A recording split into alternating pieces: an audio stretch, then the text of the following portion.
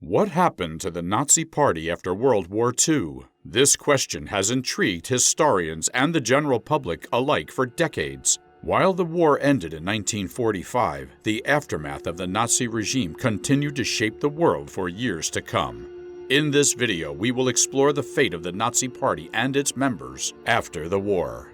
Specifically, we will discuss the trials and punishments of high-ranking Nazi officials, the rise of neo-Nazism, and the impact of the Nazi legacy on modern-day politics. Through this exploration, we hope to gain a better understanding of the lasting effects of one of the most devastating periods in human history. But before we get started, don't forget to hit that like button, subscribe, and turn on notifications so you won't miss out on any of our amazing content. Let's take a moment to discuss the idea of denazification, the process the Allies used to purge Germany and Austria of Nazi ideologies and institutions. This crucial chapter in post-war history shows just how complex the road to recovery and reconciliation was. Following World War II, the Allied powers, the United States, the United Kingdom, France, and the Soviet Union, divided Germany into 4 zones, each of which was under their control.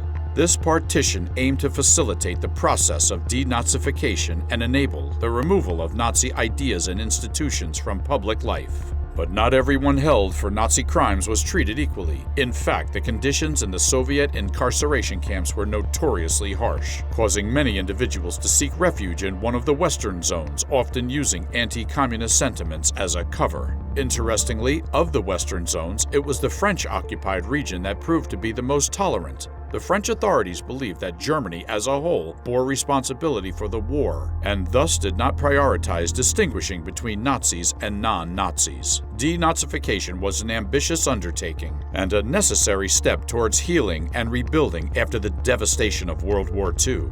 It allowed for the gradual reintegration of Germany and Austria into the international community and set the stage for a brighter, more peaceful future. The sheer scale of denazification posed an immense challenge to the Allies. Imagine the entire country lined up at the DMV, suffering from bureaucratic sluggishness. Let's take a closer look at the monumental task of denazifying post-World War II Germany and the difficult decisions that had to be made. In the 5 years following the war, over 400,000 Germans were held in camps as they awaited punishment. But with as many as 45 million Germans being members or supporters of the Nazi Party at the time, this was just the tip of the iceberg. Another key concern was the restoration of Germany's economy. If every Nazi and Nazi sympathizer were punished, there wouldn't be enough educated people left to run society. For example, in the British zone, it was discovered that a staggering 90% of lawyers were Nazis. The British ultimately decided that nominal Nazis could work in 50% of the German legal civil services because a functioning society required law and order. Similarly, the French zone faced a severe shortage of educators. To keep the school system running, authorities had to rehire 3/4 of the teachers they had previously dismissed due to their Nazi affiliations. Balancing the need to rebuild a country and punishing war criminals was no easy feat. When denazification began, Army Commander Eisenhower predicted the process would take 50 years. Yet, by July of 1946, the Allies had handed over the responsibility of denazification to the Germans themselves. Yes, you heard that right. Germany would be in charge of carrying out its own penalties. Now, let's turn our attention to a continent that, perhaps surprisingly, served as a safe haven for numerous Nazis: South America. It's estimated that up to 9,000 Nazi officials and accomplices sought refuge in South America following the war. While countries like Brazil and Chile did see some exiles, Argentina became the prime destination for those fleeing war criminals. The president of Argentina at the time, Juan Perón, had been a military attaché in Italy during World War II and had developed a strong affinity for fascism.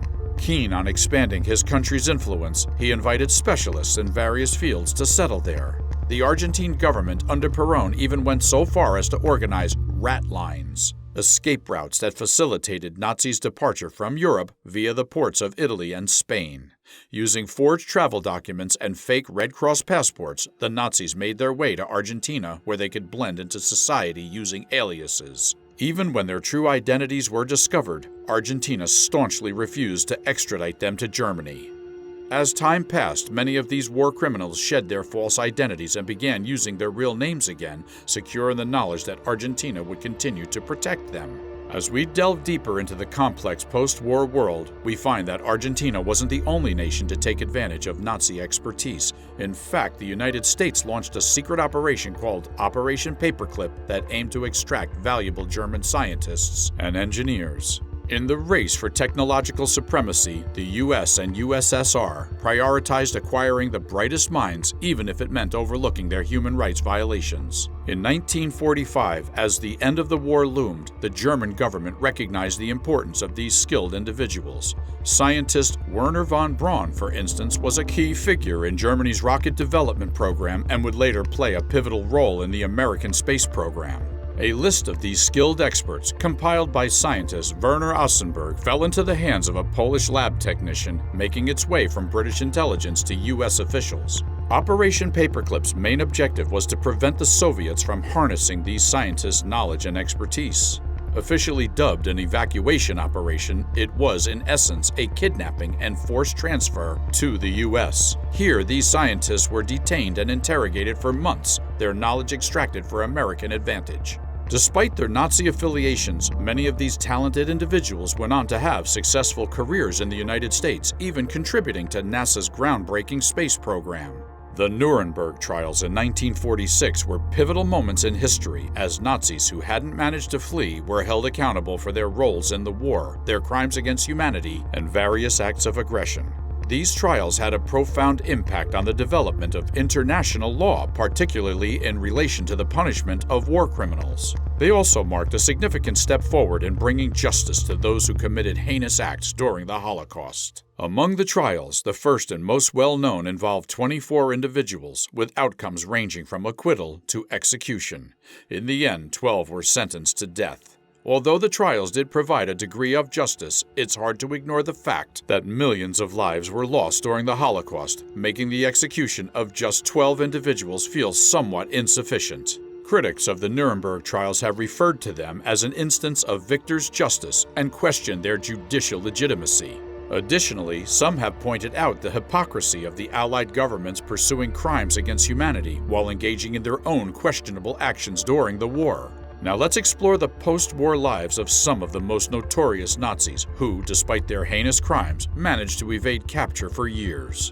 Take Adolf Eichmann, the architect of Hitler's concentration camps and the final solution. He fled to Buenos Aires, Argentina, where he worked at a Mercedes-Benz plant and raised his family.